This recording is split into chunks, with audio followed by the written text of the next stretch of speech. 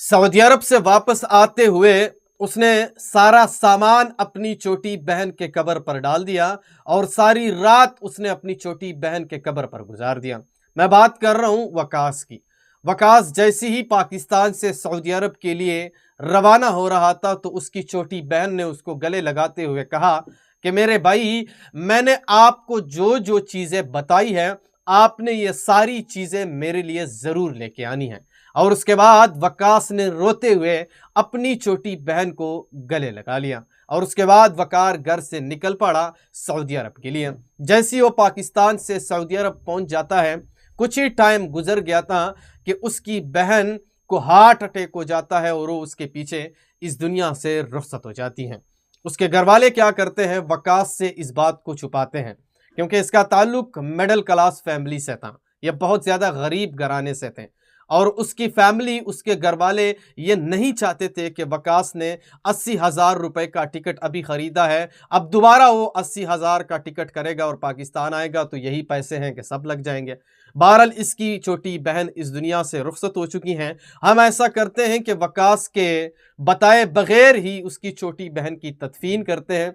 उनके सारे जो कंस्ट्रक्टर है वो करते हैं और वकास को उसने कुछ भी नहीं बताया। उसके बाद क्या होता है जनाब, वकास जब भी अपने घर कॉल करता है, सारे लोगों से वो बातचीत करता है, अपनी छोटी बहन में वो जब पूछता है तो घर वाले बताते हैं जी अभी स्कूल के अंदर है। वो फिर कभी कॉल करता है, घर वाले बताते हैं जी अभी मदरसे के अंदर है। वो फिर कभी कॉल करते हैं, घर वाले बताते हैं जी अभी बाहर वो खेलने के लिए गई है। लेकिन यानी 2 महीनों तक उसके घर वालों ने उसकी छोटी बहन के बारे में उसे नहीं बताया और उनसे छुपाया, और छुपाने की वजह सिर्फ यही थी कि वकास वापसी के पैसे लगा देता था और यही पैसे हैं। यानी पैसों के बिना पर घर वालों ने वकास से अपनी छोटी बहन की मौत को छुपाया।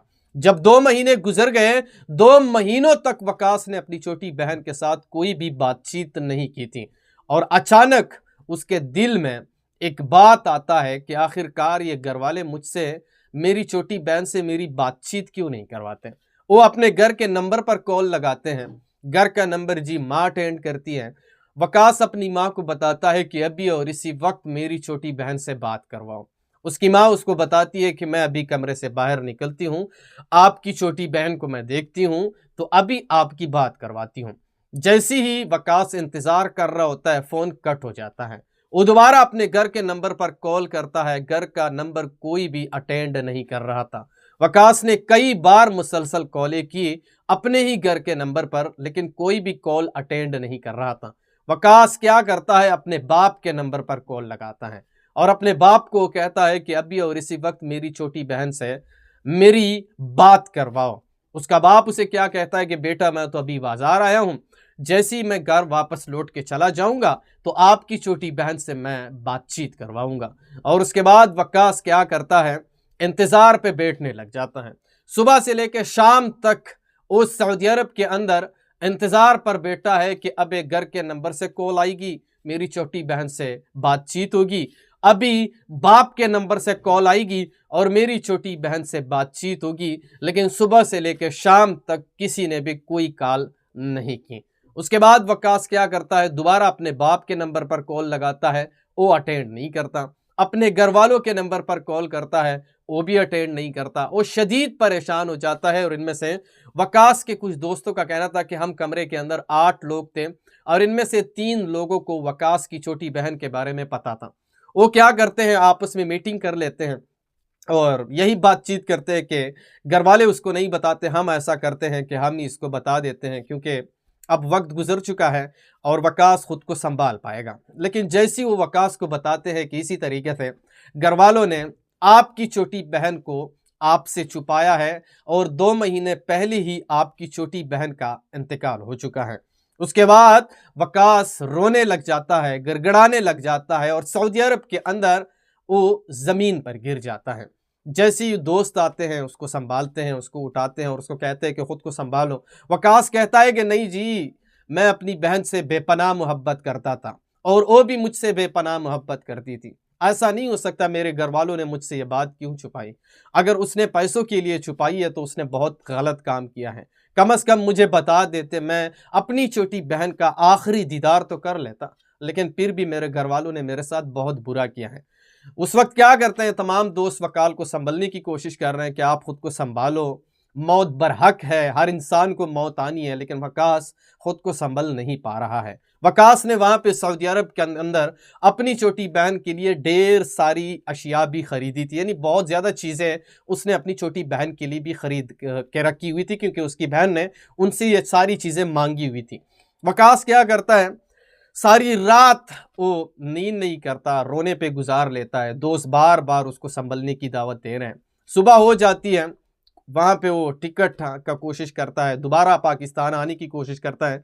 इनमें से तकरीबन 8 दिन निकल जाते हैं और 8 दिन के बाद जाकर वकास सऊदी अरब से पाकिस्तान पहुँचता है। और पाकिस्तान पहुँचते हुए वो घर नहीं जाता, बल्कि वो सबसे पहले अपनी छोटी बहन के कब्र पे चला जाता है और जितना सामान उसने अपनी छोटी बहन के लिए ख़रीदा था, वो सारा सामान वो अपनी छोटी बहन के कब्र पे रख लेता है और उसे कहता है कि मेरी बहन, मैं आपके साथ बेपनाह मोहब्बत करता था, आप भी मुझसे बेपनाह मोहब्बत करते थे, लेकिन अल्लाह ने आपको ले लिया है, अब इसके बदले मैं कुछ भी नहीं कर सकता है। यानी यहाँ तक अगर मैं बता दूँ तो वकास का इतना बुरा हाल था कि वो कभी घर वालों की तरफ मतलब जाना भी अच्छा नहीं समझता था, ना वो घर की तरफ जा रहा था। घर वाले इनके पीछे आते हैं, उसको घर लेके जाते हैं। यानी एक बंदे से मेरी बातचीत हुई, उनका कहना था कि वकास को अगर उस वक्त उसको बहन के बारे में बताया जाता तो वो शायद खुद को बहुत ही जल्द रिकवर कर लेता और बहुत ही जल्द खुद को संभाल पाता। लेकिन इस वाक़ये ने वकास को इतना हिला दिया कि वकास 1 साल के बाद जाके रिकवर हुआ और 1 साल के बाद जाकर उसने खुद को संभाला। यानी इतना बड़ा झटका उसको लगा था। कहने का मतलब यह है कि परदेश की ज़िंदगी आसान नहीं है। हर परदेश के ऊपर कयामत भी कभी कभी टूट पड़ती है और वो चाहते हुए भी कुछ नहीं कर सकते हैं। बहरहाल आप इसके ऊपर क्या राय देते हैं?